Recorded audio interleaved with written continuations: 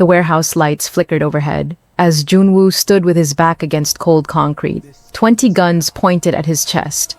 Blood trickled from a cut above his eyebrow, his designer suit torn at the shoulder, and still he refused to kneel. "Last chance, old man," the leader sneered, cocking his weapon. That's when the mop hit the first gunman square in the face. The wooden handle spun through the air and connected with a crack that echoed through the warehouse. The man's nose exploded in a spray of red. He dropped like a stone, his gun skittering across the concrete. Everyone froze for half a heartbeat, just long enough for a figure in a gray janitor's uniform to move through the shadows.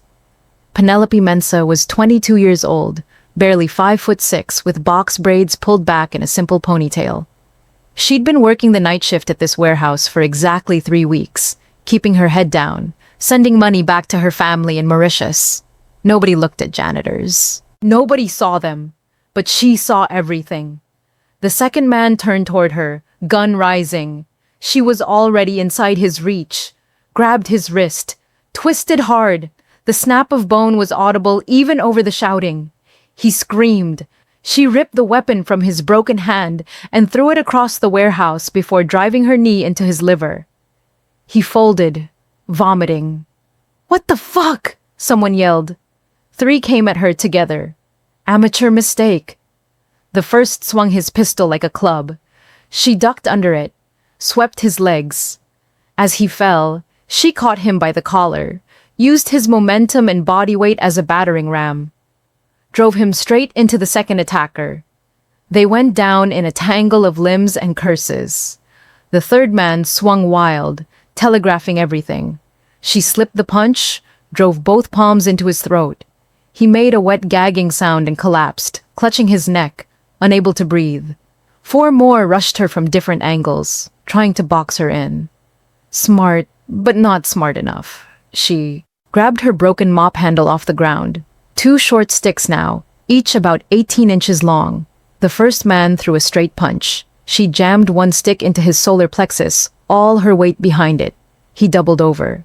The second stick came around in an arc connected with his jaw, teeth scattered like dice across the floor, blood everywhere. She spun low, both sticks striking the second man's kneecap simultaneously. His legs buckled at an unnatural angle. He went down screaming. Someone grabbed her braid from behind. Big mistake. She bent forward sharply, using his grip on her hair as leverage. Flipped him completely over her back. He hit the concrete face first. She heard his nose break on impact. Before he could even register the pain, she stomped his gun hand, felt fingers break and crunch under her heel like dry twigs. The remaining attackers were backing toward the door now, guns forgotten in their hands, just wanting distance from this demon in a janitor's uniform, who fought like something out of a nightmare.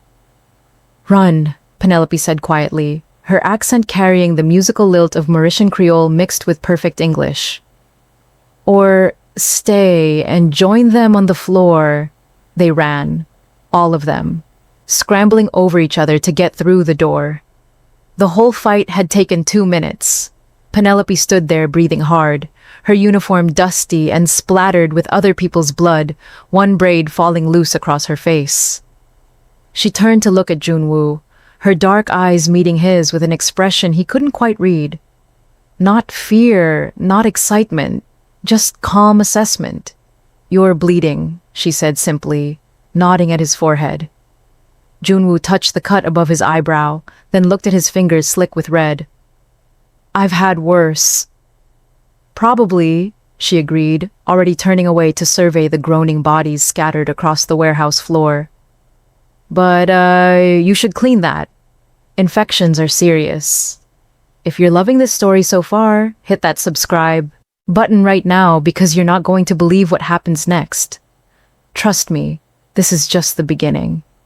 She picked up her mop bucket from where it had fallen during the fight, examining the broken handle with what looked like genuine disappointment.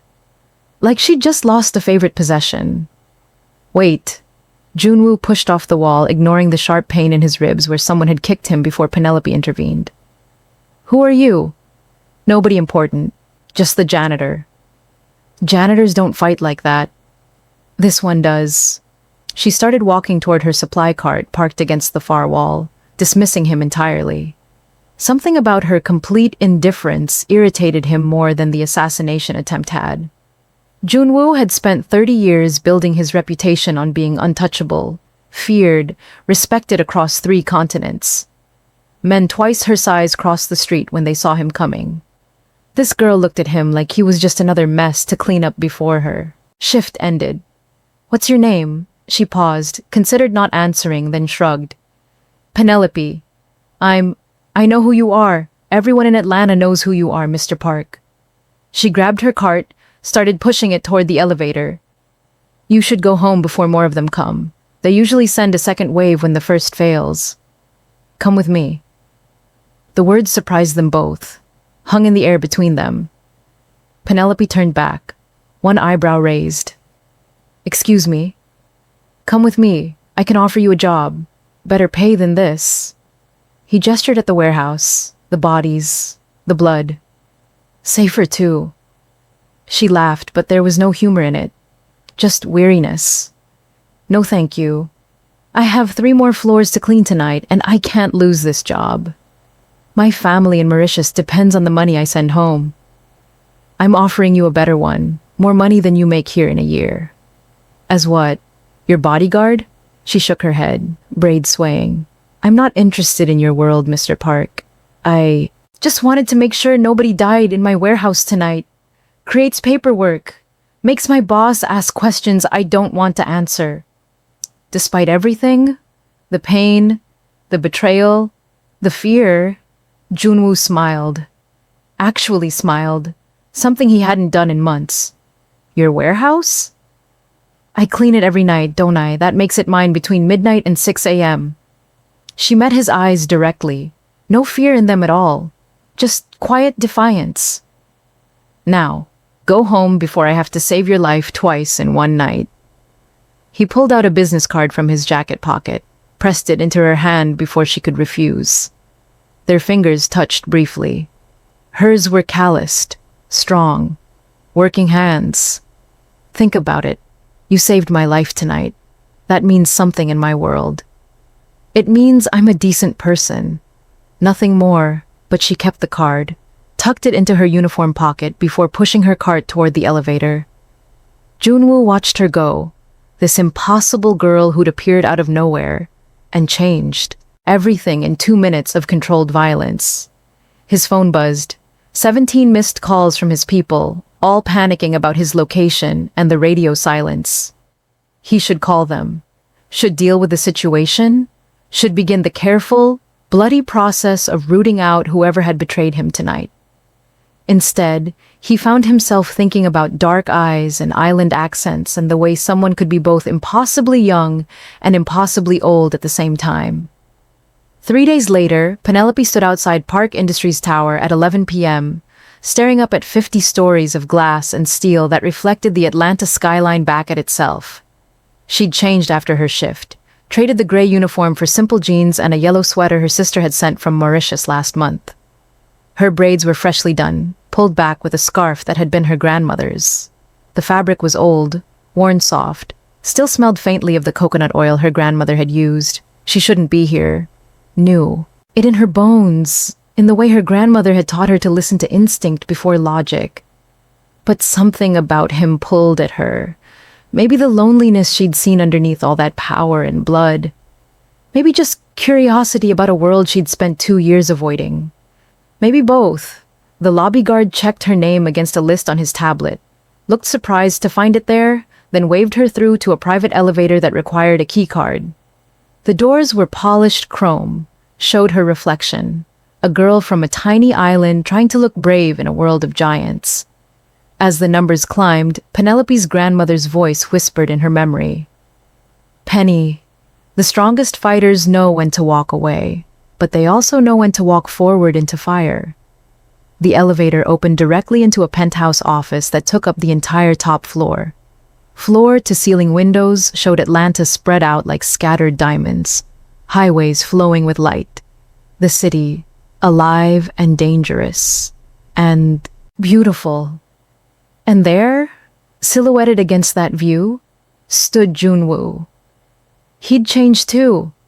Simple black clothes, no suit jacket, his hair falling slightly across his forehead. The cut above his eyebrow had scabbed over, would probably scar. Somehow, that felt important.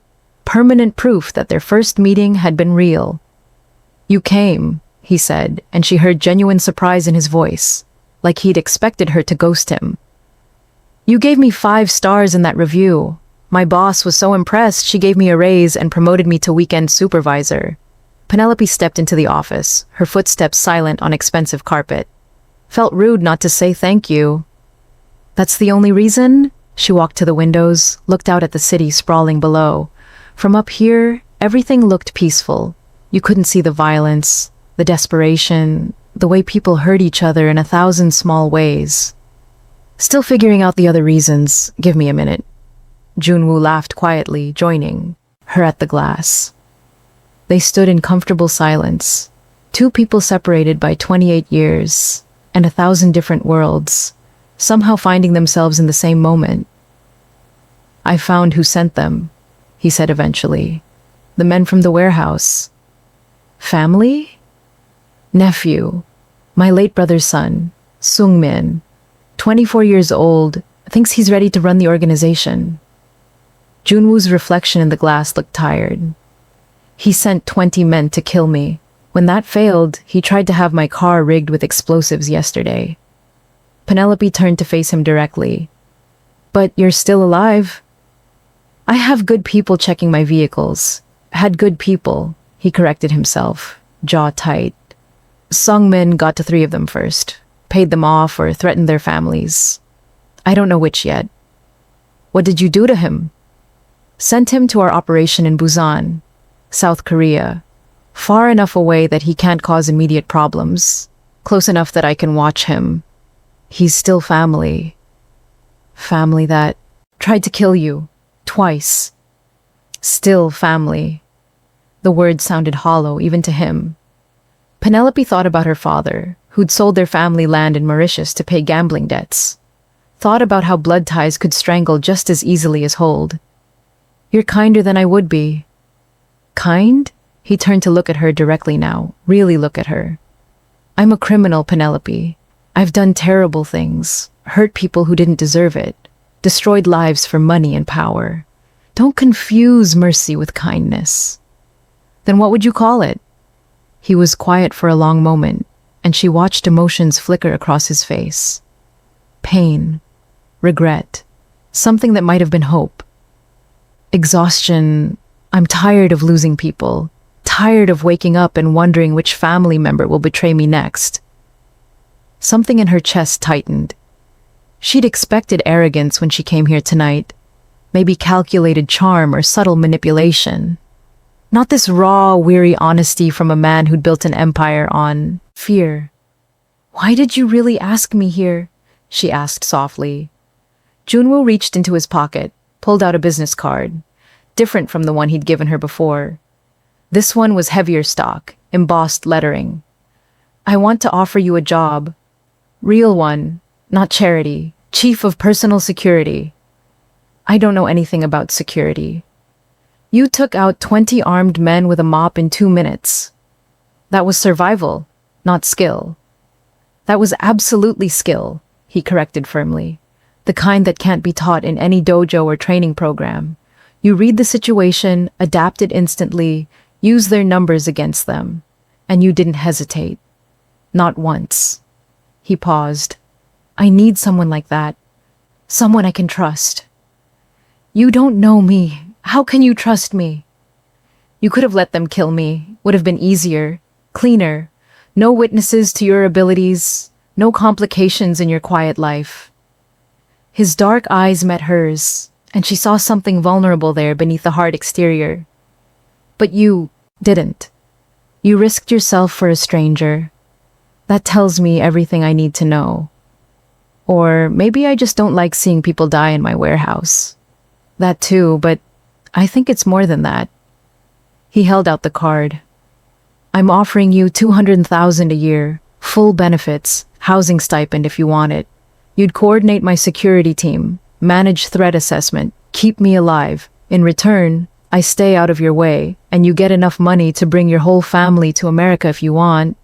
Penelope looked at the card but didn't take it yet. 200,000. She made 19,000 cleaning warehouses, sent most of it home.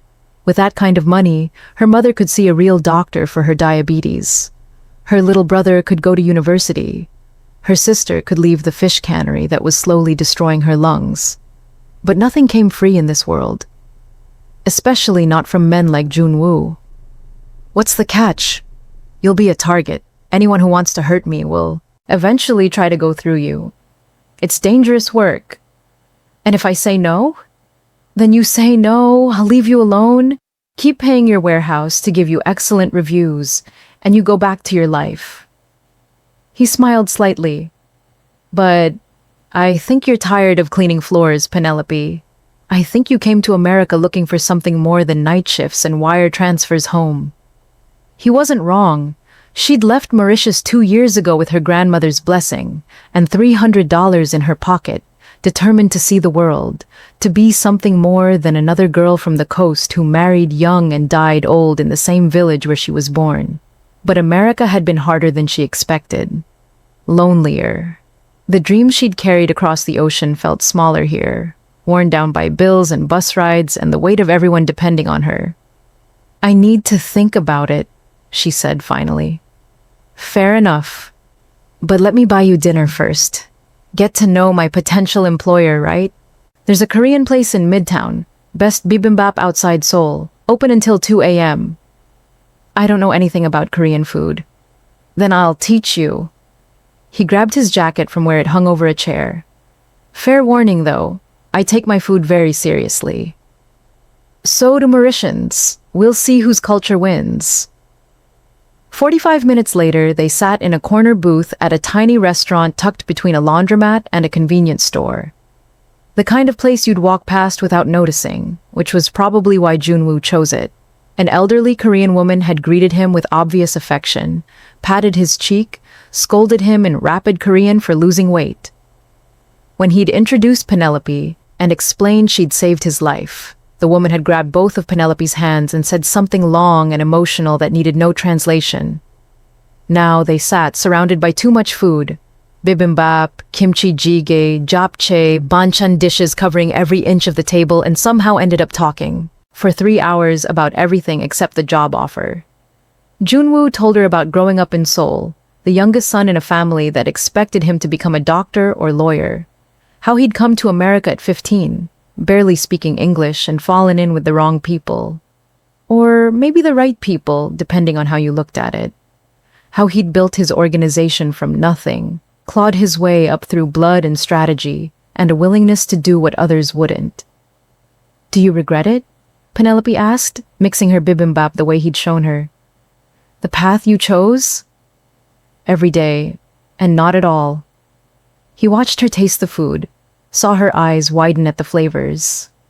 "I have money, power, respect. I've helped people too. My organization runs legitimate businesses that employ hundreds. We protect our neighborhoods, keep worse criminals out. But I've also done things that keep me awake at night. So, yes, I regret it. But I can't imagine who I'd be if I'd chosen differently." Penelope described Mauritius in turn. The beaches where she'd learned to swim before she could walk. Her grandmother's house on the coast, where you could hear the ocean from every room. That constant whisper of waves that was as familiar as her own heartbeat. Fishing with her cousins at dawn when the water was like glass and the sky turned colors that didn't have names. The smell of dal puri cooking, the sound of Sega music at festivals, the way rain came sudden and violent and left everything clean and new. "It sounds perfect," Joon-Woo said, watching her face soften with memory. "Nothing's perfect. We're poor, really poor. Most people work in fish factories or sugarcane fields for almost nothing. My father drank away what little we had, then sold our land to pay gambling debts. My mother works 16-hour days and can barely afford her insulin." Penelope set down her chopsticks. "But it was home, and I miss it every single day." "Do you think you'll go back someday?" she considered. Watching the steam rise from her soup. "Maybe, probably. But not yet. I'm not done here. Don't know what I'm trying to accomplish exactly, but I'll know when I find it. That's a very uncertain way to live. My grandmother used to say that life doesn't come with a manual. We're all just improvising and hoping we don't mess up too badly. Penelope smiled, remembering. She was 93 when she died. Told me nobody ever really grows up. We just get better at pretending we know what we're doing. She sounds wonderful. She was. She taught me everything important. How to fight, how to think, how to see people's hearts beneath their words. Penelope's throat tightened. She's the one who taught me the fighting techniques I use in the warehouse. Old Mauritian combat styles passed down through generations. She made me practice every day from the time I was 6 years old. Said women from our family needed to know how to protect themselves. What do you see when you look? At my heart? The question was quiet, vulnerable. Penelope set down her soup spoon, studied his weathered face, his eyes that had seen too much violence and somehow remained capable of kindness. Loneliness, she said finally. So much loneliness, it's like a weight you carry everywhere. Responsibility for people who'd kill you if they thought they could get away with it. A man trying to do right in a world that only rewards wrong. She paused. And underneath all that, stubborn hope. Foolish hope that things can get better, even though everything in your life says they won't. Joon-Woo was quiet for a long moment. Then, and when you look at your own heart, what do you see there? Fear, mostly, that I'm not strong enough for what's coming. Not smart enough, that I'll let down everyone counting on me. My family, my grandmother's memory, myself. She met his eyes. Especially if I take this job. Especially if I let myself care about keeping you alive. You're already thinking about taking it. Maybe, still figuring it out. Give me a minute. He smiled at that, warm and genuine. You say that a lot. Because it's true. Nothing worth doing comes with instant clarity. When the restaurant started closing, the elderly owner packed them enough leftovers to feed 4 people and hugged them both goodbye. Made Joon-Woo promise to bring Penelope back soon. In the car, driving through empty Atlanta streets, Penelope asked what the woman had said at the end in Korean. Joon-Woo kept his eyes on the road. She said you have good energy, that you make the shadows around me less dark, and I should hold on to you because people like that don't come along often. Do I? Make the shadows less dark? He glanced at her, something soft and hopeful in his expression. You're starting to. He dropped her at her apartment complex in Ambw, modest, clean, the kind of place where people minded their own business and didn't ask questions. Before she could open the door, he reached across, caught her hand gently. Think about the job, he said quietly.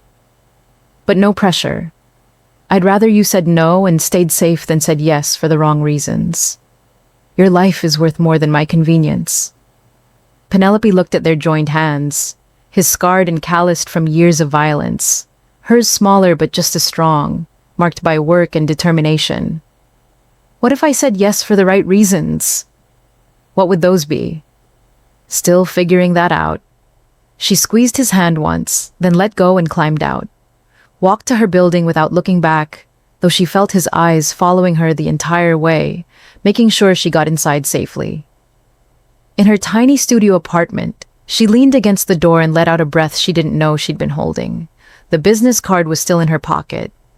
She pulled it out, stared at the embossed lettering that probably cost more than her monthly rent. Her phone buzzed. Unknown number, but somehow she knew. You forgot. Your leftovers. I'll bring them to your next shift if you want. Sleep well, JW, despite everything. The danger, the complications, the absolute certainty that this was a terrible idea. She smiled. 2 weeks crawled by like months. Penelope worked her shifts, sent money home, tried to focus on the familiar routine. But everything felt different now. The warehouse felt smaller. The work felt meaningless. She caught herself looking at that business card a dozen times a day, running her thumb over the embossed letters like a talisman. Her little brother called from Mauritius, excited about a scholarship opportunity. Her mother called, worried about affording her medications next month.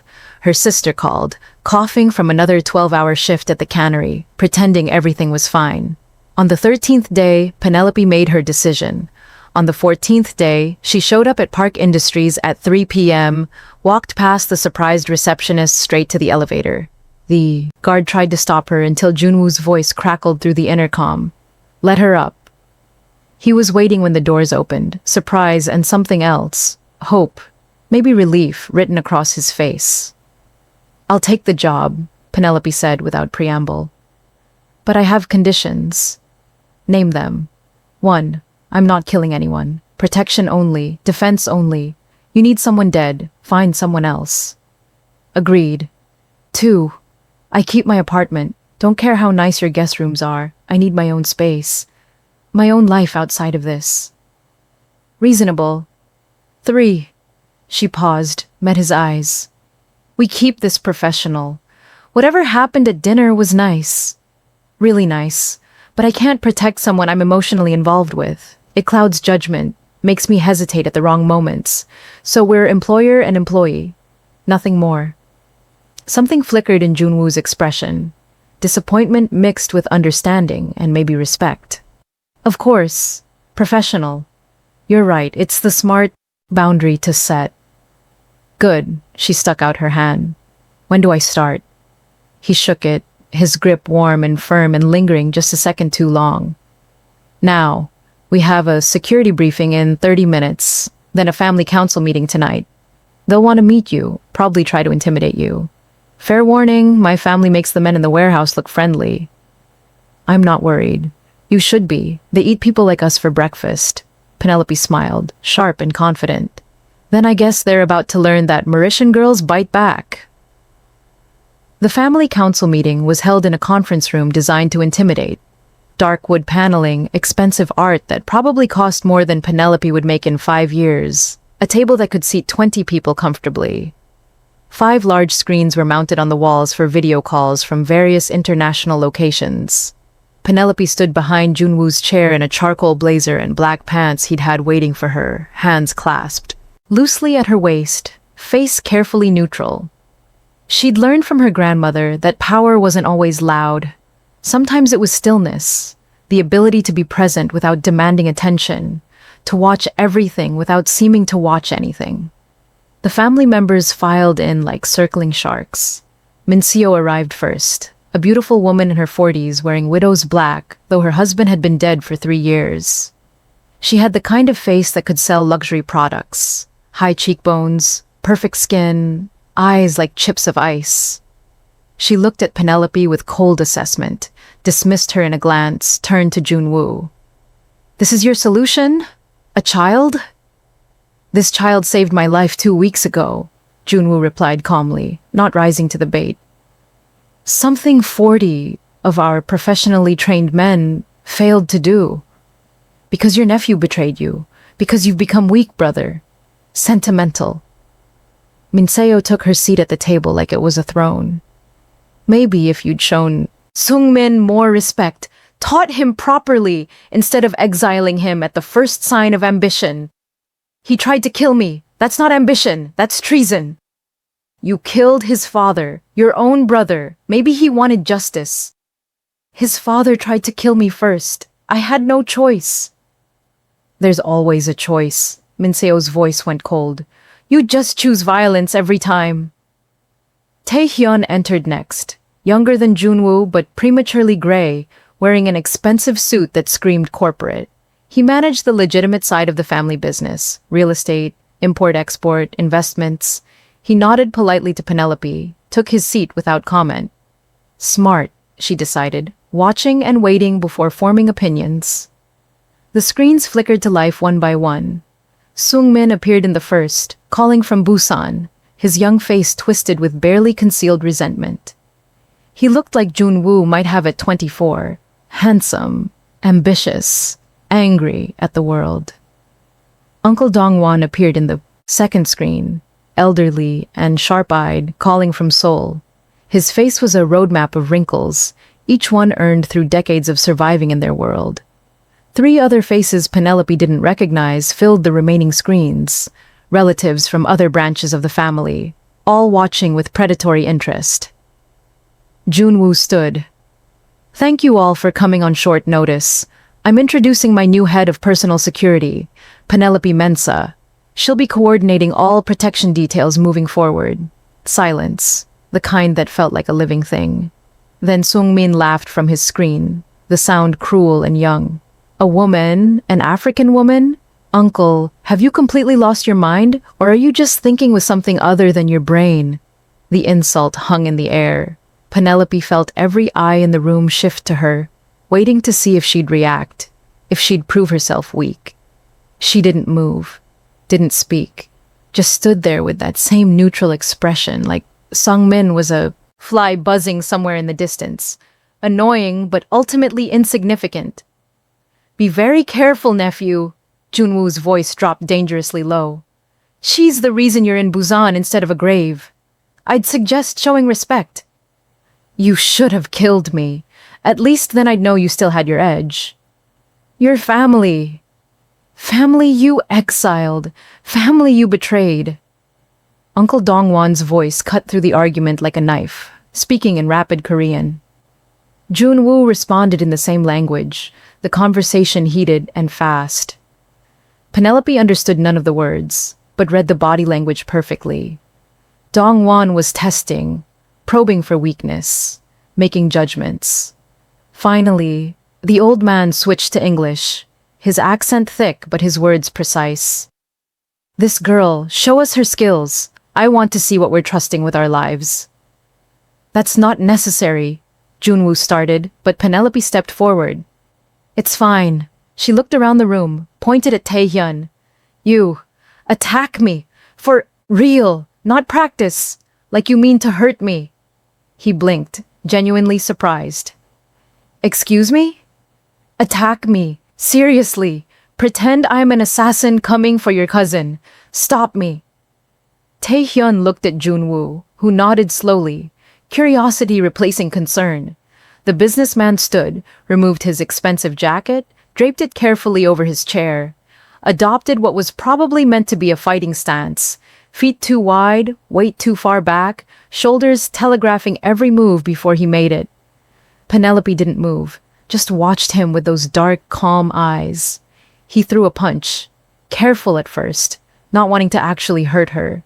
She caught his wrist mid-strike, twisted gently, and suddenly he was on his knees, his arm locked in a position that would snap the elbow if she applied just a bit more pressure. The whole movement took less than a second. "Too slow," she said conversationally, like she was discussing the weather. "You telegraph your moves with your shoulders. Anyone trained would see that coming from across the room. And never go high first when you don't know your opponent's capabilities. You're off balance, easy to counter. Start low, test their defenses, then adapt." She released him. Tae-hyun stood slowly, rubbing his wrist, looking at her with new eyes that held both respect and wariness. "Anyone else?" Penelope asked the room. Minseo stood next, her movements fluid and predatory. "I have a question." "Go ahead." "My brother-in-law's 50 years old." "You're what? 23? 22. 22. Minseo smiled, but it didn't reach her eyes. "How do we know you're not just another young girl trying to get close to a powerful man for the wrong reasons? Pretty girl, lonely widower, we've all seen this story before. It usually ends badly." Penelope felt anger flicker, but kept her voice level, professional. "Ma'am, if I wanted power or money, there are easier ways to get it than potentially dying every day for someone I barely know. And if you're implying something inappropriate, save your breath. I'm here to do a job. Keep him alive, that's all." "But you'd like it to be more, wouldn't you?" Sung-min called from his screen, his tone mocking. "I can see it in how you look at him. I bet you're already counting the money, planning how to—" Joon-Woo's fist slammed on the table hard enough to make the water glasses jump. "Enough." "Am I wrong, Uncle? Tell me I'm wrong." The room fell silent.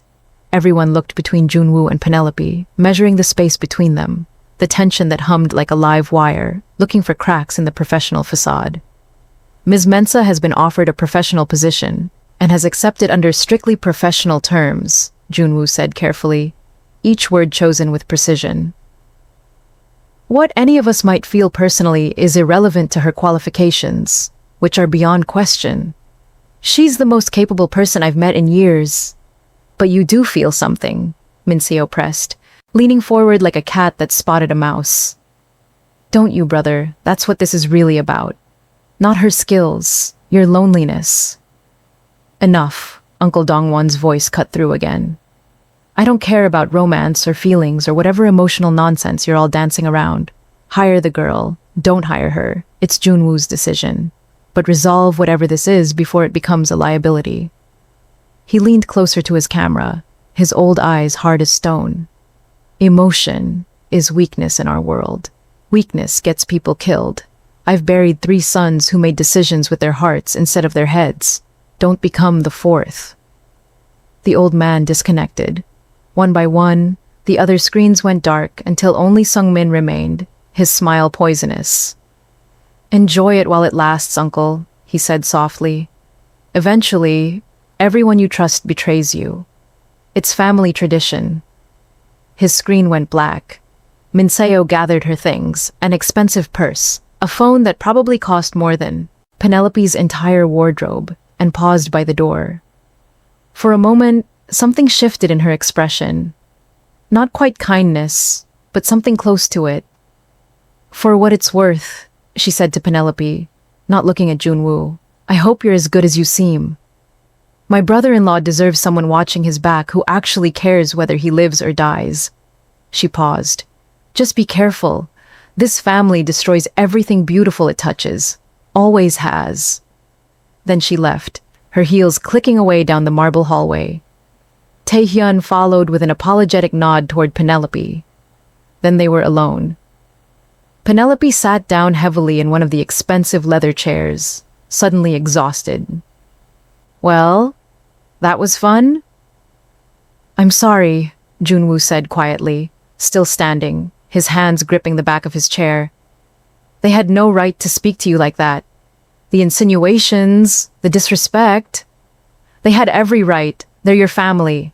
They're protecting you in their own messed up way. She looked up at him. And they're not wrong to be suspicious. There is something between us, even if we're not acting on it. Does that bother you? Yes, because it makes my job harder. She stood, paced to the windows. Be honest with me. When you offered me this job, was it only about my skills? Silence stretched between them.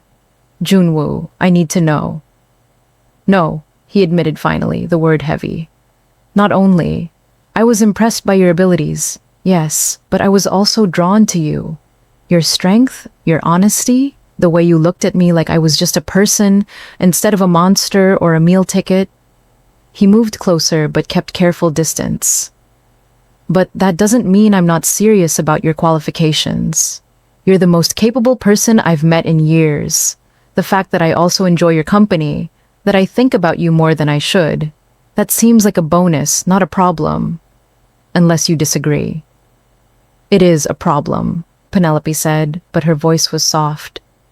Because I feel it too, this pull, and I can't protect you if I'm distracted by wanting. She stopped herself. Wanting what? Things I can't have, things that would compromise everything. Joon-Woo crossed the room, stopped a careful distance away, close enough to talk quietly, far enough to maintain the boundaries she'd set. What if we try something, being professional and being honest? You protect me while we both acknowledge there's something between us worth acknowledging. Not acting on it. Just not pretending it doesn't exist. It was the worst possible compromise. The kind that satisfied nobody and endangered everyone. The kind that would keep them both up at night wondering what if.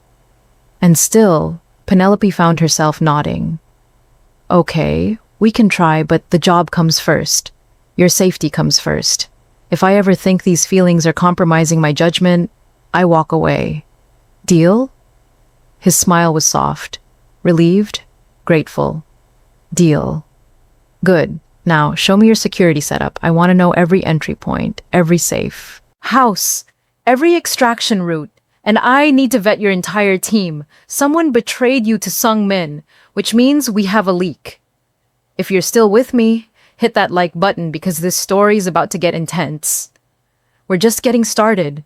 The next 4 weeks were a crash course in Joon-Woo's complicated, dangerous world. Penelope learned his schedule down to the minute, memorized his routines, studied the patterns of his life like she was preparing for the most important exam she'd ever take. She attended meetings, stood in corners watching everything, cataloged faces and behaviors, and the micro-expressions that revealed when someone was lying. She was good at it. Frighteningly good. Within the first week, she'd identified the leak. One of Joon-Woo's drivers who'd been feeding information to Sung Min for months. The man broke down crying when confronted, said they'd threatened his daughter, shown him pictures of her walking home from school. Penelope felt sympathy, but no hesitation. She fired him on the spot, arranged protection for his daughter, and hired 3 new drivers she personally vetted through her growing network of contacts. By week 2, she'd caught an accountant skimming funds, small amounts, almost unnoticeable, but theft nonetheless. By week 3, she'd identified a rival organization planning to move on their territory and helped coordinate a response that ended without bloodshed, but with very clear messages sent. But the biggest save came at the end of week 4. They were at a formal dinner with Korean business partners at an upscale restaurant in Buckhead. 20 people, multiple courses, deals worth millions being discussed over banchan and soju. Penelope stood against the wall in a black suit, watching, always watching. The servers moved through the room with practiced efficiency. Except one. His timing was off by fractions of a second. His eyes moved wrong, too focused on Joon-Woo, not focused enough on his actual job. And when he set down a bowl of kimchi jjigae in front of Joon-Woo, his hand trembled. Penelope was moving before conscious thought caught up. 3 strides across the room. Her hand shot out and knocked the bowl off the table. It hit the floor with a crash that stopped all conversation. Hot soup everywhere. Ceramics shattered. Everyone staring. "What the hell?" one of the business partners demanded. Penelope ignored him, grabbed the server by the collar, slammed him against the wall. "Who sent you? I didn't... The soup. What was in it?" His eyes went wide with genuine fear. Started stammering in Korean. Penelope looked at Joon-Woo, who'd gone very still. "Call 911, Joon-Woo said quietly. Then to the server, in Korean, rapid and harsh. The young man broke, words tumbling out. Min-seo's name came up multiple times. Threats against his family, money he desperately needed for his mother's cancer treatment. Penelope's team had secured the restaurant within minutes. They'd been positioned outside, ready for exactly this kind of situation. The server was taken away, not to police, but somewhere Joon-Woo could decide what to do with him later. Later, in the car, Joon-Woo looked at her with something like awe. "How did you know?" His timing was wrong, his hand shook, and the soup smelled bitter underneath the spice. Penelope was still riding an adrenaline high, her heart hammering. "I'm going to have it analyzed, but I'm guessing some kind of slow-acting poison. Something that would look like a heart attack in a few hours." "You tasted it to be sure, didn't you? When you knocked it over, some got on your hand and you tasted it." She didn't answer, which was answer enough. Joon-Woo grabbed her hand, examined it. There was a small red mark where the hot soup had splashed her. "If it was poison, then I ingested a tiny amount. I'll be fine, better me than you. I'm younger, stronger, and expendable." "You're not expendable." His grip on. Her hand tightened. "Don't ever say that again." They drove in silence to his apartment, a penthouse in Buckhead with security that rivaled Fort Knox. Penelope had upgraded it further in the past month, added cameras and sensors and protocols that turned it into a fortress. Inside, Joon-Woo made her drink water, lots of it, to flush anything toxic from her system. Made her sit while he examined her hand under the light, checking for burns, or worse. His touch was gentle, careful, and Penelope felt her carefully constructed walls start to crack. "You shouldn't have done that," he said quietly. "Done what?" "Risked yourself. That's not your job." "That's exactly my job. Literally in the job description. Keep you alive at all costs." "The cost isn't supposed to be you." He looked up, met her eyes.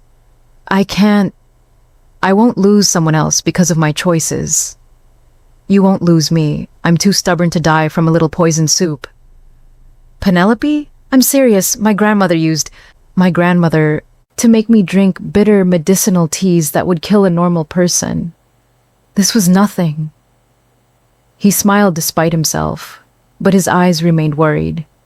They sat there in his kitchen, her hand still in his, the space between them charged with everything they weren't saying. "Minseo is escalating," Penelope said finally, pulling her hand away before she did something stupid. "First your nephew, now this. She's not going to stop." "I know." "So what are you going to do about it?" "I don't know." Joon-Woo looked older suddenly, worn down by decades of violence and betrayal. "She's family. She's also my brother's widow, and I owe him." "You owe him nothing. He tried to kill you. You did what you had to do." "I put a bullet in my own brother's head." "To save your own life. That's not murder. That's survival." Joon-Woo stood, paced to the windows that showed Atlanta glittering below them. "Do you know what it feels like? To kill family? To look into eyes that share your blood and pull the trigger anyway?" "No, but I know what it feels like to be betrayed by family. To watch people who should love you destroy everything you've built." Penelope joined him at the window. "My father sold our land, our home, everything my grandmother had built over 60 years. Sold it to pay debts he'd hidden from us. When my mother found out, it nearly killed her. Broke something in her that never healed." "What did you do?" "I left. Couldn't stay in that house anymore. Couldn't look at him without wanting to hurt him. So I came here, to America, looking for something better. Something clean." She laughed without humor. "Instead, I found warehouses to clean and a crime boss to protect. My grandmother would find the irony hilarious." "Would she approve? Of this job? Of me?" Penelope considered carefully. "She'd say you're a man carrying too much weight, that you need someone to help you carry it before it crushes you. She'd also probably threaten to beat you with her wooden spoon if you ever hurt me, and she'd mean it. That woman was terrifying when she wanted to be." "She sounds amazing." "She was. She taught me that strength isn't about never falling. It's about getting back up every time you do. And that kindness in a cruel world isn't weakness. It's the bravest thing there is." Joon-Woo turned to face her fully. "Is that why you saved me? In the warehouse? Kindness?" "Maybe. Or maybe I just saw someone worth saving." She held his gaze. "Someone who tries to be better than his worst choices. That's rare." The air between them felt electric, charged. Joon-Woo raised his hand slowly, giving her time to pull away. When she didn't, he touched her face gently, his thumb brushing her cheek. "This is getting complicated," he said softly. "It's been complicated since that first night. What are we going to do about it?" Penelope wanted to kiss him, wanted it so badly every nerve in her body sang with it. But they were standing in his apartment at midnight, adrenaline still pumping from the near assassination. And this wasn't the right moment, wasn't safe. So instead, she stepped back, put necessary distance between them. "We're going to stay professional," she said firmly. "And tomorrow, we're going to deal with Minseo before she succeeds in killing you." "How? I don't know yet. Give me a minute to think." He smiled at that, sad and warm. "You really do say that constantly." "Because it's true. Best solutions take time, but time was the one thing they didn't have." The next morning, Joon-Woo called an emergency family meeting. Not at the office this time, at his personal warehouse in West End, a converted industrial space that only his inner circle knew existed. Penelope had argued against it, said gathering everyone together after an assassination attempt was tactically insane. Exactly why we're doing it, Joon-Woo had insisted. I'm done hiding, done letting fear run my life. If my family wants me dead, let them try it to my face. That's the stupidest thing I've ever heard. Probably, but I'm doing it anyway. So, Penelope had spent the morning turning the warehouse into a fortress. 20 of her best people positioned throughout the building, armed and ready, weapons stashed in strategic locations, escape routes planned and rehearsed, medical team on standby, every contingency she could imagine prepared for. When Min Seo arrived and saw the security, she smiled. Paranoid, brother. Someone tried to poison me last night, Joon-Woo said calmly. The young man confessed that you paid him. Did he? How convenient. And where is this alleged assassin now? Somewhere thinking about his choices. Somewhere you're torturing him into saying what you want him to say, you mean? Min Seo's smile never wavered. I didn't send anyone after you, but I understand why you'd want to believe I did. Easier than accepting that you have so many enemies you can't keep track anymore. The others arrived over the next 30 minutes. Tae-hyun, looking nervous. Uncle Dong-won having flown in from Seoul overnight, his old face grave. Sung-min appeared on a large screen. He was still in Busan, thank God, too far away to cause immediate problems. They gathered in the warehouse's central space, a cavernous room with exposed brick and industrial lighting that cast harsh shadows. Joon-Woo stood at the center. Penelope positioned herself behind, and to his left, where she could see everything, protect him from any angle. Someone hired an assassin to kill me last night, Joon-Woo began without preamble. That person is in this room. Silence, the kind that felt dangerous. I'm not interested in denials or excuses. I just want to know why. Why my own family keeps trying to destroy me. Uncle Dong-won stepped forward, his movement slow but purposeful. You've become weak, Joon-Woo. Ever since this girl... He gestured at Penelope dismissively. You've lost your edge. You spare enemies when you should eliminate them. You show mercy when you should show strength. You make decisions based on feelings instead of strategy. So that justifies murder. I didn't say I sent anyone, but I understand why someone would. You're a liability now. To yourself, to this family, to the organization we've all built. Who? Joon-Woo's voice was steel. Who sent the assassin?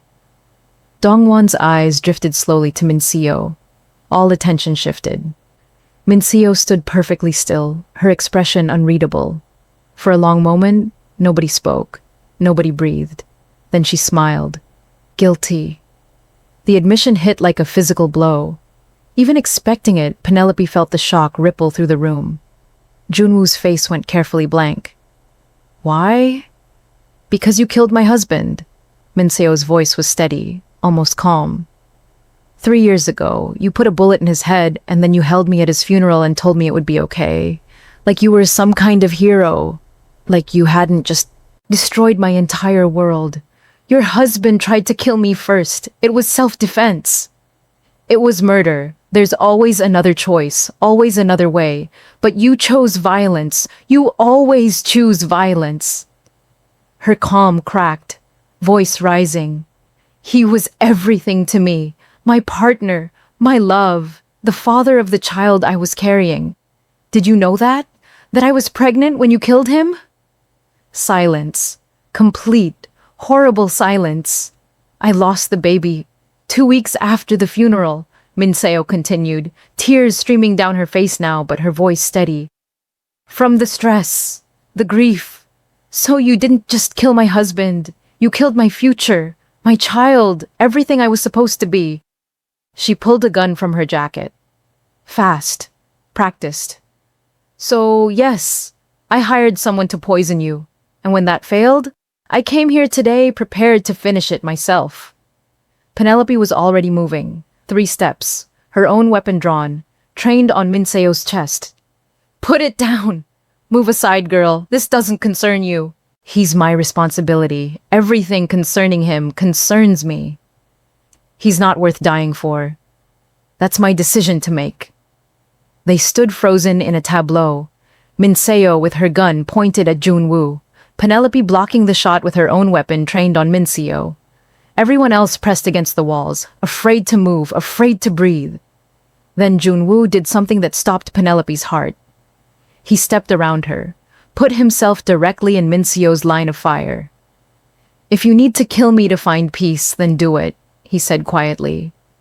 "I'm so tired, Minseo. Tired of running from my past. Tired of watching everyone I love turn into enemies. If my death will end this cycle, if it will let you heal, then I'm ready." "Sir, no." Penelope grabbed his arm, tried to pull him back, but he shook her off gently. "It's okay. It's not okay. I won't let her." "Penelope." He turned, and the look in his eyes broke something in her chest. So much sadness and affection and resignation. Sometimes the best way to protect someone is to let them make their own choices. Even the bad ones. Even the final ones. "I didn't sign up for this. Didn't agree to watch you commit suicide. I know. I'm sorry." He faced Minseo again. "I loved him too. Your husband, my brother. He was brilliant and funny and kind when he wanted to be. And I killed him because he didn't give me a choice. But I've lived with that choice every day since. It haunts me. His face haunts me." His voice cracked. "And I didn't know about the baby. God, Minseo, if I'd known, it wouldn't have changed anything. You still would have pulled that trigger." "Yes, because he pulled his first, because he forced my hand. But I'm sorry for everything you lost, for the pain I caused. I'm truly sorry." Minseo stood there, gun shaking violently in her hand, tears streaming down her face.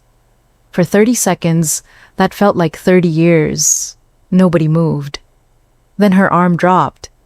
The gun clattered to the concrete floor. "I can't, even knowing what you did, even hating you with everything in me. I can't do it, because you're right. He pulled first. And because," she sobbed, actually sobbed, "because I'm so tired of hurting too." Joon-Woo moved forward slowly, like approaching a wounded animal. When he was close enough, he pulled her into a careful embrace. Minseo resisted for a moment, then collapsed against him like a marionette with cut strings, sobbing into his chest. He held her, rocking slightly, whispering in Korean, apologies, and comfort, and shared grief. Penelope holstered her weapon with shaking hands. She'd been prepared to shoot Minseo, would have done it without hesitation, put a bullet in another human being to protect Joon-Woo. The realization left her cold and shaking. This job was changing her into someone she didn't recognize. The others in the room slowly relaxed. Taehyun picked up Minseo's gun, cleared it, set it on a table far from everyone. Uncle Dongwon watched, everything with those ancient eyes, nodded slowly, like this confirmed something he'd suspected.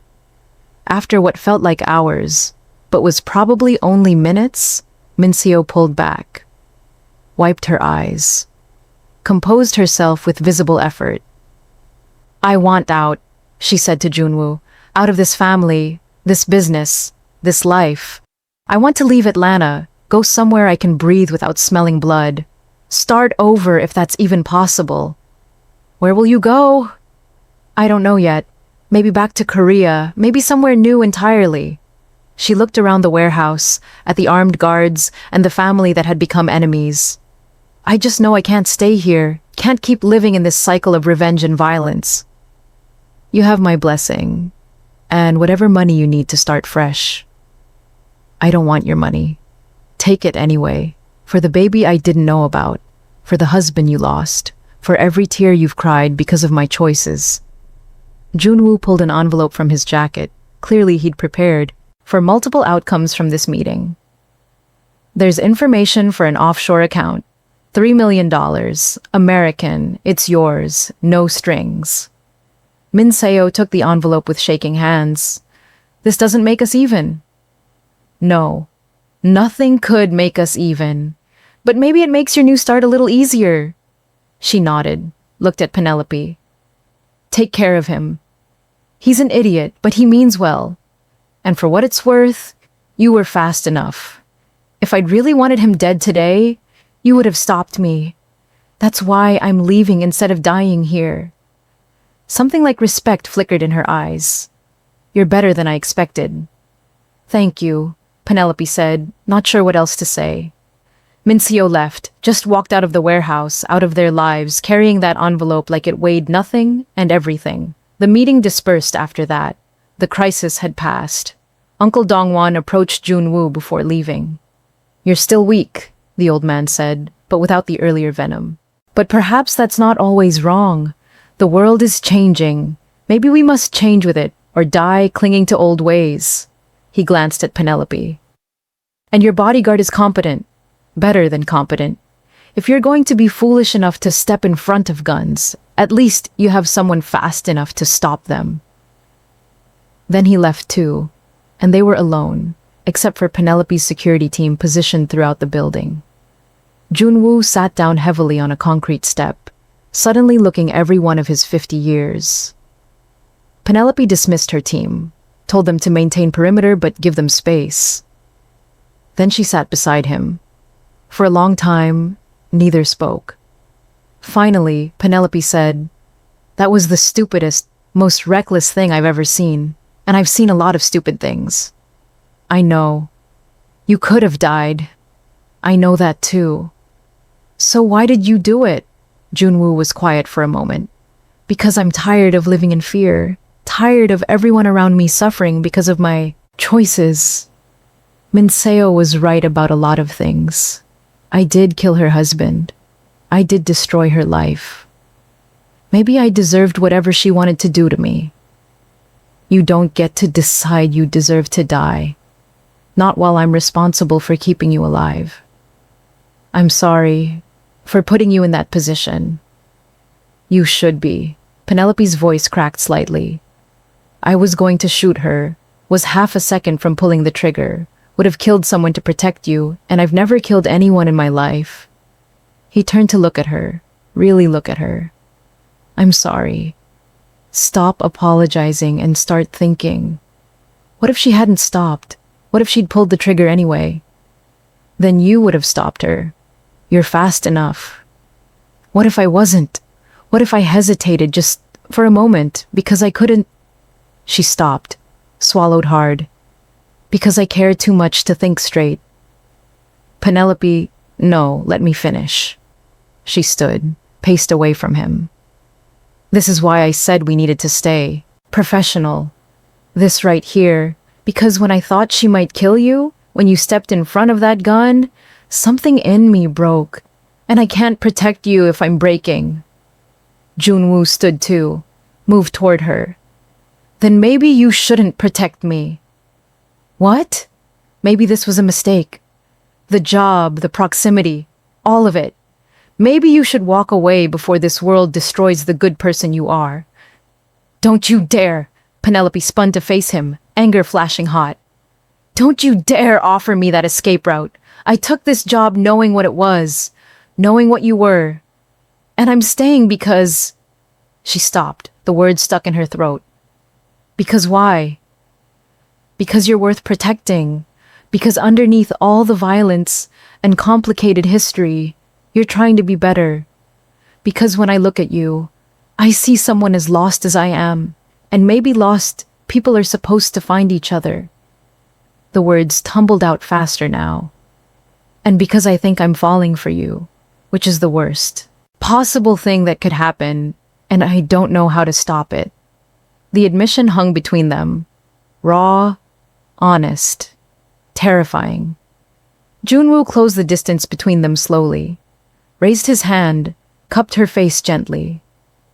I've been falling for you since that first night, when you fought like a warrior and looked at me like I was just a person. Not a monster, not a paycheck, just a person. This is so stupid. We barely know each other. I know, but I've never felt this way about anyone. This pull, this certainty that you're important, that losing you would be worse than any bullet. We can't I know that too. They stood there, foreheads almost touching, breathing the same air. Every instinct in Penelope screamed to close the distance, to take what she wanted, but she'd made a promise. Professional. Boundaries. So instead, she stepped back, put necessary space between them. We need a rule, she said, her voice steadier than she felt. A real one? If we're going to acknowledge these feelings exist, we need a line we don't cross. Not yet. Not while I'm protecting you. What line?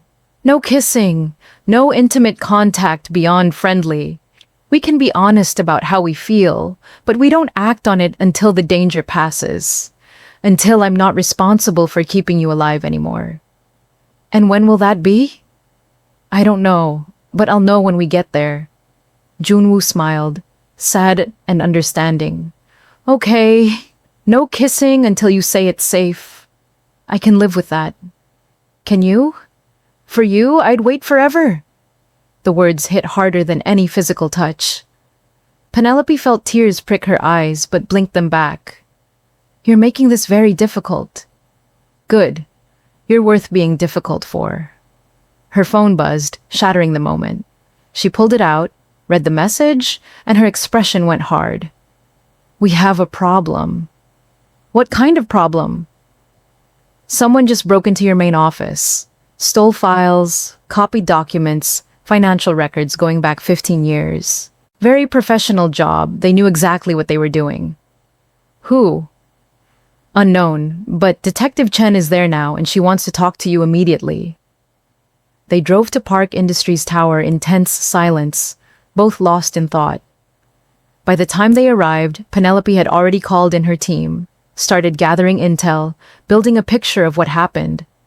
Detective Chen met them in the lobby, same tired-looking woman from before, sharp eyes missing nothing. She took in how Penelope positioned herself between Chen and Joon-Woo, how her hand never moved far from her concealed weapon. Mr. Park, your security system was disabled between 2 and 4 this afternoon. Very professional. They accessed your private office, bypassed your safe, copied files from your computer. What files? Penelope asked. We're still determining that. But from what your IT team can tell, someone accessed financial records going back 15 years, transactions, partnerships, acquisitions. Chen looked directly at Joon-Woo. The kind of information someone might use to build a case, either legal or otherwise. You think someone's investigating me, Joon-Woo said flatly. I think someone's gathering ammunition. Whether they plan to use it with law enforcement or against you personally, that's the question I can't answer yet. She paused. Off the record? Whatever's coming, it's big. Someone with serious resources is making a move. Watch your back. They spent 2 hours going through security footage, reviewing access logs, answering questions. When Chen finally let them leave, night had fallen completely.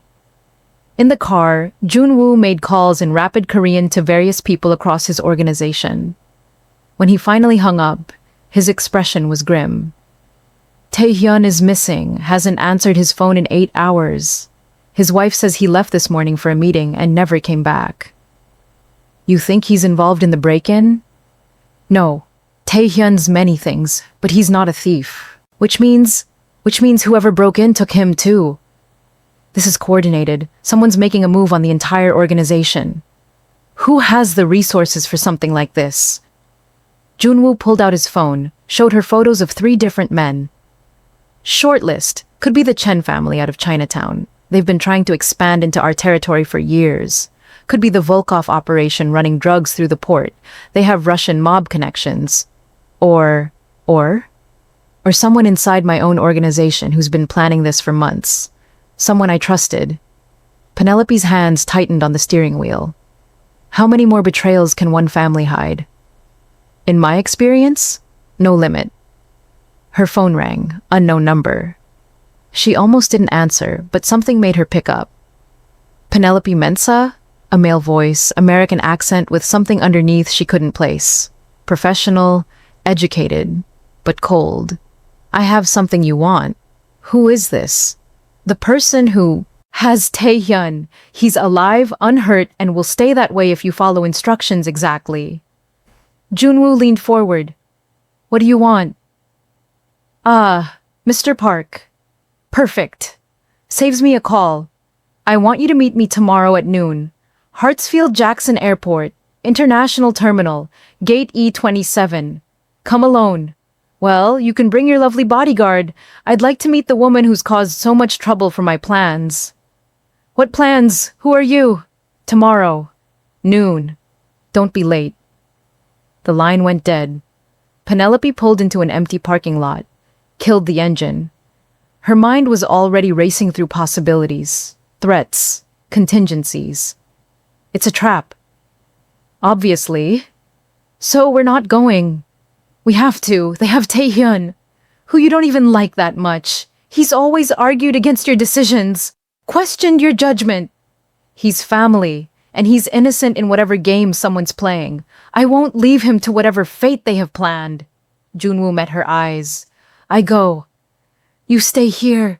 Coordinate with the team. Prepare for whatever happens next. Not a chance.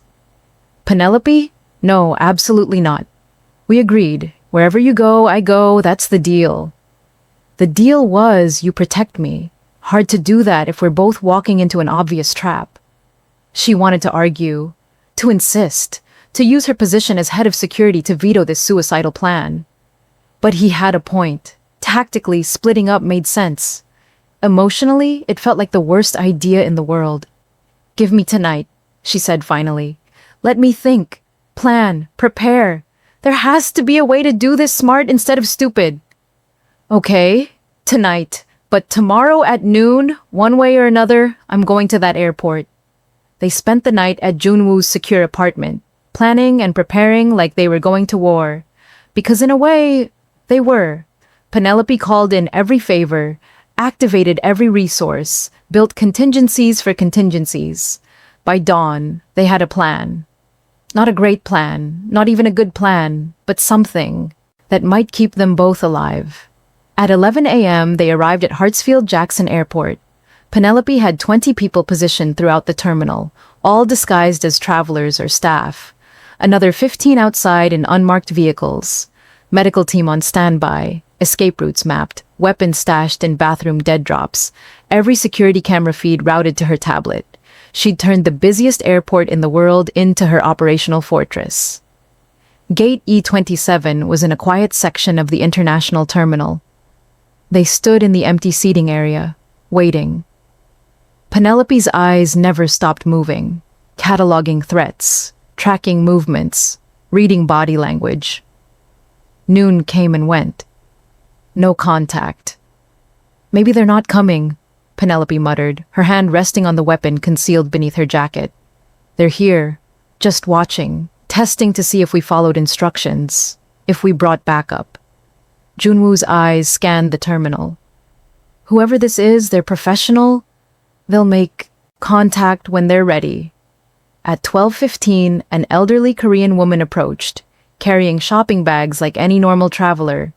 She sat down 2 seats away from them, pulled out her phone, started scrolling like she was killing time before a flight.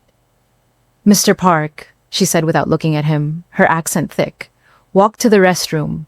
3rd stall from the end. Alone. You have 30 seconds. Not happening, Penelope said immediately, her muscles tensing for action. The woman finally looked at her, smiled pleasantly, like they were discussing the weather. Then Taehyun dies, slowly, painfully. We'll send you videos. Your choice. Joon-Woo stood. It's fine. Sir, absolutely not. Trust me, I need you out here coordinating. If this goes wrong, you're the only person who can get everyone out safely. He squeezed her shoulder briefly. Trust me. Every instinct in Penelope's body screamed to stop him. But he was right. Tactically, she was more useful out here. She let him go, watched him walk toward the restrooms, every muscle in her body coiled and ready. She counted to 30, then 60. At 90 seconds, she'd had enough. Made the call. All units, move to secondary positions around the restrooms. Nobody in or out. She followed, positioned herself where she could see the entrance. Her team had already locked down the entire bathroom area. No way anyone was getting in or out without them knowing. 5 minutes passed. 10. At 15, her radio crackled. "Boss, we've got movement. Black SUV just pulled up at the service entrance on the lower level. Someone matching Park's description just got in. They're moving." "Follow them. Close but not too close. Do not engage unless I give the order." She was already running. Her team materialized around her, moving in coordinated precision. They piled into 3 vehicles, took off after the SUV. But Atlanta traffic was thick, and whoever was driving knew every trick. Within 20 minutes, they'd vanished completely into the labyrinth of downtown streets. Penelope slammed her hand against the dashboard hard enough to hurt. "No. No, no, no." Her phone rang. Joon-Woo. "Are you hurt?" she demanded, her heart hammering so hard it physically hurt. "I'm fine. Listen carefully. This wasn't a kidnapping. It was a meeting. And Penelope, you need to hear this." "What?" "Get back to the office. Bring the full council. Everyone. Tae-hyun is fine. He's with me. We're both safe. And what I learned in the last 30 minutes changes everything." "I don't understand." "You will." "Office. 1 hour." "And Penelope?" His voice softened. "I'm sorry for scaring you. I know you were terrified." Terrified doesn't begin to cover it. When I thought, she stopped herself. Too many people listening. "Just get back safe." "I will. I promise." The call ended, leaving Penelope sitting in the back of an SUV in downtown Atlanta, adrenaline still screaming through her system, trying to make sense of what just happened. 2 hours later, Joon-Woo walked into Park Industries Tower like nothing had happened. Tae-hyun was with him, looking shaken but unharmed. Penelope was waiting in the lobby with 12 of her people, all armed, all ready to respond to any threat. When Joon-Woo saw her expression, relief and fury warring for dominance, he smiled apologetically. "I really am sorry. Explain, now." "Upstairs, with everyone." He'd called a full emergency meeting. 30 people crammed into the largest conference room, the entire family council plus key lieutenants from across the organization. Everyone looked confused and worried. Nobody knew why they'd been summoned on such short notice. Joon-Woo stood at the head of the table, Tae-hyun beside him. Penelope positioned herself where she could see everyone. Watch for threats. Protect Joon-Woo from any angle. "For the past 6 months," Joon-Woo began, "someone has been systematically gathering information on our organization, not to destroy us, not to turn us over to law enforcement, to buy us." Silence. Confused silence. Everything that's happened, the break-ins, the stolen files, even Tae-hyun's disappearance, it was all part of due diligence, research. They were building a case, preparing an offer. And this morning, I met the person behind it all. He pulled out a document, thick with legal language, and slid it across the table. "This is a purchase agreement. A tech company out of Austin called Phoenix Rising. They're offering to buy our entire criminal operation, clean it, convert everything into legitimate businesses. Full amnesty for past crimes in exchange for our cooperation. Jobs for everyone who wants them. Enough money that anyone who wants to walk away can do so comfortably." "That's insane," someone said. "You can't just buy crime and make it legal." "You can if you have the right connections. Phoenix Rising has been doing this for 5 years, quietly acquiring criminal organizations across the country. They have arrangements with federal law enforcement, cooperation agreements with the Justice Department. They're offering us a way out." Uncle Dong-won spoke up from his video screen. "This is a trick, a trap. Nobody offers something like this without ulterior motives." I thought so too. That's why I spent 3 hours this morning with their CEO, reviewing their financials, talking to people they've already converted. It's real. Everything checks out. Penelope picked up the document, started reading quickly.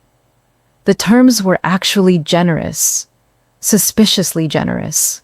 Full immunity from prosecution, transition assistance, compensation packages that would make everyone in this room millionaires.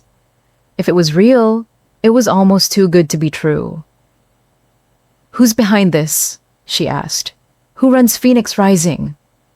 Joon-Woo pulled up a photo on the screen. A man in his 60s, Korean-American, kind eyes behind wire-rimmed glasses, distinguished looking. Like someone's favorite professor. Kim Seung-ho, former Yakuza enforcer, turned legitimate 30 years ago, built a tech empire worth billions, claims he's trying to break the cycle of violence, says he was where we are once, and someone gave him a chance. Now he's paying it forward. Or it's an elaborate con, Minseo's replacement, a younger woman named Ji-yeon, pointed out. Get us to trust them, hand over everything, then destroy us.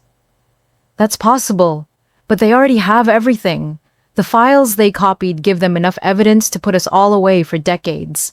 If they wanted to destroy us, they'd just hand that to the FBI. Instead, they're offering us an exit. The room erupted in argument. Some wanted to accept immediately. Others wanted to fight. A few wanted more time to investigate. Penelope stayed quiet, watching Joon-Woo, reading his body language. He wanted this. She could see it in how he held himself, the hope carefully hidden beneath professional neutrality. He wanted out of this life, wanted clean hands, wanted to be something other than what 30 years of violence had made him. When the noise died down, Uncle Dong-won spoke again. What do you want to do, Joon-Woo? Really? I want to accept. Not because I'm afraid of prison, but because I'm tired. He looked around the room, at all these people whose lives depended on his choices. Tired of looking over my shoulder, tired of watching family turn on family, tired of being someone people fear instead of respect. And because his eyes found Penelope. Someone recently reminded me that the strongest thing you can do is choose compassion when everyone expects cruelty. This feels like that choice. What happens to us? Taehyun asked. To all of us? You choose. Take the money and retire. Stay on as employees in the new legitimate business. Or walk away and start fresh somewhere else. Kim is giving everyone options, no judgment. And if we refuse, then he releases the evidence, and we all take our chances with the legal system. But I don't think he wants that. I think he genuinely wants to help. Joon-Woo paused. I need a decision. We have 72 hours to respond. For the next hour, they debated, argued, examined every angle, but slowly, inevitably, consensus emerged. The vote wasn't unanimous. Some of the older members wanted to fight, wanted to maintain the old ways, but 70% chose to accept the deal. 3 days later, the contracts were signed. Park Industries began the complex, delicate process of going legitimate. It took weeks of lawyers and accountants and tense meetings with federal prosecutors. But slowly, impossibly, it happened. Penelope spent those weeks coordinating security, managing the transition, ensuring nobody decided to cause problems during the vulnerable changeover period. She barely saw Joon-Woo except in meetings and briefings, both of them too busy managing the chaos to think about anything else. 6 weeks after that meeting, it was done. Park Industries officially became Park Enterprises, a legitimate import-export business with actual legal products and real tax returns. The criminal organization that had existed for 3 decades dissolved like morning fog. Joon-Woo stood in his office looking at the new corporate charter like he couldn't quite believe it was real. How do you feel? Penelope asked, joining him at the window. It was the first time they'd been alone in weeks. Lighter, like I've been carrying weight for 30 years and just put it down. He glanced at her. And terrified. I don't know how to be anything other than what I was. You learn, same as everyone else. Will you stay? The question was quiet, vulnerable. I know the job's different now. Less danger, less excitement, mostly just boring corporate security. You might want something more meaningful. Joon-Woo. She waited until he looked at her. I didn't stay because of the danger. I stayed because of you. That's not very professional. No, it's not, she smiled. And I think maybe our professional obligations just ended. He caught her meaning, hope flaring in his eyes. Are you saying? I'm saying you're no longer a crime boss who needs protecting. You're a legitimate businessman who can hire security like a normal person. Which means I can quit. You're quitting? Effective immediately. Consider this my resignation. She pulled out a paper from her pocket, an actual resignation letter she'd prepared that morning. Set it on his desk. Joon-Woo's face fell. Oh, I see. You're leaving Atlanta. I didn't say that. Then, I'm saying I can't date my boss, but I can date the man who used to be my boss. If he's interested. She stepped closer. Are you interested, Joon-Woo? He closed the distance between them in 2 strides, cupped her face with both hands, looked at her like she was something precious and impossible. I've been interested since that first night, when you fought like a warrior and looked at me like I was just a person. Then ask me properly. Penelope Mensah, would you go to dinner with me? Real dinner, not business, just 2 people getting to know each other without guns and bodyguards and people trying to kill us? I'd love to, but Korean food, you still owe me a proper education. He laughed, that surprised, genuine laugh she loved more than anything. Deal. Then he kissed her. Finally, after months of wanting and waiting and carefully maintained distance, he kissed her. Soft and careful at first, then deeper when she wrapped her arms around his neck and pulled him closer. It felt like coming home, like finding something she hadn't known she was looking for. When they finally broke apart, both breathless, Penelope smiled against his lips. Worth waiting for? Absolutely. He kissed her forehead, her cheeks, the tip of her nose. I love you. Have since you hit someone with a mop and changed my entire world. I love you too, even though you're reckless and stubborn and step in front of loaded guns. I promise to work on that. You better, because I'm planning to keep you alive for a very long time. They stood there in his office, no longer a crime lord's fortress, but just a businessman's workspace, holding each other while Atlanta spread out below them. Outside, the world kept spinning, but here, in this moment, they had each other. And maybe that was enough. 3 months later, Penelope stood in that same office watching Joon-Woo argue on the phone about shipping regulations and customs forms. Completely normal, completely boring, completely perfect. Her phone rang, unknown number. She almost let it go to voicemail, but curiosity won. Penelope Mensah? A woman's voice, professional but warm. My name is Claire. I work for Kim Sung-ho at Phoenix Rising. We have a situation in Houston, another organization that needs convincing to go legitimate. Mr. Kim was wondering if you and Mr. Park might be interested in consulting, using your experience to help others escape the life you left behind. Penelope looked at Joon-Woo, who'd finished his call and was watching her curiously. It would be dangerous work, Claire continued, but meaningful, helping people find the same second chance you both found. Interested? Can I think about it? Of course. But Penelope, people like you and Joon-Woo are rare. People who understand violence, but choose compassion. People who can fight, but prefer mercy. The world needs more of that. After she hung up, Joon-Woo asked, good news or bad news? Not sure yet. Give me a minute to figure it out. He smiled, crossed the room, pulled her into a gentle hug. Take all the time you need. I'm not going anywhere. She leaned into him, feeling safe and understood. Not in Mauritius, not just in Atlanta, but here, with him, building something new. I love you, she said quietly. I love you too. For better or worse, for boring or dangerous, for whatever comes next. They stood there surrounded by shipping schedules and customs forms, building a life from the pieces of their old ones. Some love stories start with fireworks. Some start with danger. Theirs started with a mop and 20 armed men and the recognition that sometimes the bravest thing you can do is choose kindness when cruelty would be easier. And standing there in that ordinary office doing ordinary work, Penelope Mensah from Mauritius and Park Joon-Woo from Seoul decided that their story was just beginning. So there you have it.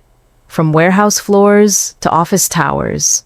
From violence to love, from lost to found. If this story grabbed you, if Penelope and Joon-Woo's journey meant something to you, do me a favor. Hit that like button, drop a comment telling me which moment hit hardest, and subscribe because I've got more stories about people finding light in dark places. Thanks for sticking with me for this whole hour. Now, go out there and be brave like Penelope. The world needs more people who fight for what's right. See you in the next one.